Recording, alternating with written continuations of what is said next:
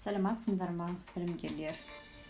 Бүгінгі біздің қазақ әдебиетінен өтетін тақырыбымыз ақын журналист Жарасхан Әбдірашевтің өмірі мен шығармашылығы туралы. Сабағымыздың мақсаты ақынның өмірі мен шығармашылығынан мәлімет бере отырып, оның «Дала сенің ұлыңмын» деген өлеңінің мазмұны мен идеясына тоқталу. Ақын журналист Жарасхан Әбдірашев 1948 жылы 7 наурызда Арал ауданы Аманөткел ауылында дүниеге келген. 1969 жылы Казму-дің журналистика факультетін бітіріп, 1969-94 жылдары Лениншіл жас, қазіргі Жас Алаш, қазақ әдебиеті газеттерінде, Жалын, Жұлдыз журналдарында, Қазақстан Жазушылар одағы жанындағы көркем аударма және әдеби байланыстар жөніндегі бас редакцияда қызмет атқарған. Алғашқы жинағы тұңғыш кітап 1969 жылы жарық көрген.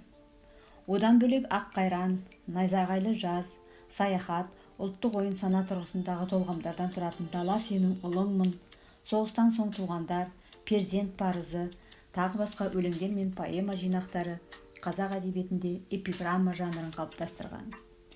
Әзілің жарасса кітабы қазақ балалар әдебиеті мәселелерін көтерген «Парасат пен парыз» әдеби зерттеу еңбегі жарық көрді. Оның енгізген эпиграмма деп отырғанымыз, яғни белгілі бір адамды, затты, болмыс құбылысты әзіл тұрғысынан бағалайтын сатиралық поэзияның шағын жанры.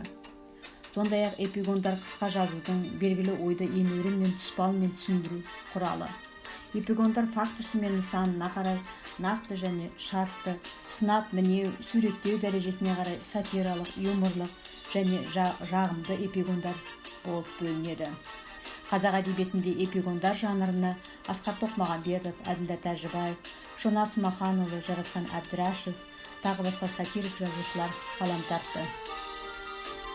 1975 жылы «Дала сенің ұлыңмын» деген атпен жарияланған кітабында ақын дала туралы перзенттік сүйіспеншілікке толы өлеңдер топтамасын енгізген. Туған дала деп басталатын бұл туындыларында ақын қазақ даласының поэтикалық портретін жасайды. Ақын туған өлкесінің тарихын зерделеп, оның алдындағы перзенттік парызын, жауапкершілігін терең сезінеді. Ақындық жолының басты шығармашылық нысанына айналатынын ашық айтады, сезіндіреді. Дала поэтикалық образ. Ақын дала дегенде ең алдымен туған халқын, оның жомарт мінезі мен батырлығын, әр алуан психологиясын ұғынады.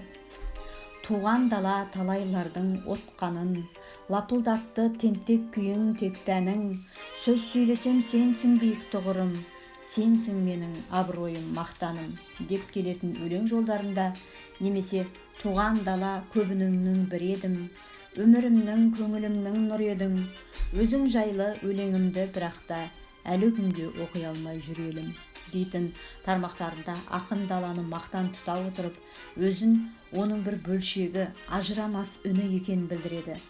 Сондықтан да Жарасхан Әбдіраш мың қайғырған, мың қуанған сәттерінде де туған даласымен ашық, емен жарқын сыр бөлісуге ұмтылады. Келем әлі, келем саған, көп келем, әнім қанша, күйім қанша шертпеген, өзің жаққа өлең болып ұшамын, шын қуанған, шын қайғырған сәттемен, дейді ол ішкі сезімін бүкпесіз толғап. «Дала сенің ұлыңмын» поэмасы туған дала сенсің биік тұғырым, сенсің менің абыройым мақтаным деген асқақ пафоспен басталып, қазақ даласының поэтикалық портретін жасайды. Шығармадағы лирикалық қаһарман автордың өзі. Дала поэтикалық образ әрі символдық бейне. Мұның астарында бүкіл қазақ даласы, осы кең байтақ өлкені сөзімен де, ісімен де сақтап қалған ата-бабаларымыздың қасиетті рухы деген ұғым бар. Дала деген сөзге автор «мен қазақпын» деген ойды сыйғызып, ата-баба тарихынан сыр төккісі келген.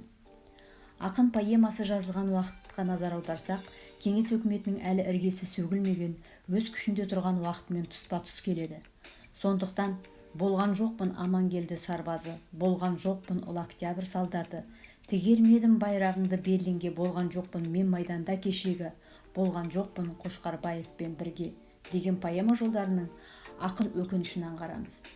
Бұл жерде ақын өкініші мен де тарихта аты қалған қайраткерлердей халық қамы үшін еліме ерен пайдамды тигізер едім деген арман тілек. Туған дала, менсіз талай қамалдар, алыныпты сенің арың мағандар.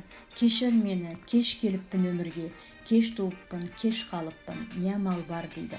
Мұнда сол дәуірдің әсері де жоқ емес, бірақ Жарасқан Әбдірашев уақыттың жұқалтаң талабын күмәнсіз талант жүрек алауымен жеке өміріндегі мағыналы күйге бұра білді деп жазғандай. Жарасқан Әбдірашев ұлы даланың сан тарау тарихын терең түсініп, оның алдындағы перзенттік парызын үлкен жауапкершілікпен сезіне білген асқақ үнді ақын. Ғалымның хат өлмейді, жақсының ат өлмейді деген сөз бар. Өршіл рухты ақын қазақ поэзиясының хас шебері, аудармашы, сыншы, ұлттық әдебиетке өлшенбес еңбек сіңірген қоғам қайраткері Жарасқан Әбдірашевтің есімі мәңгілік ел есінде. Дала сенің ұлыңмын деп ұлтына қызмет етуге ғұмырын арнаған азамат, ақын ұлттық руханиятқа өшпес із қалдырды.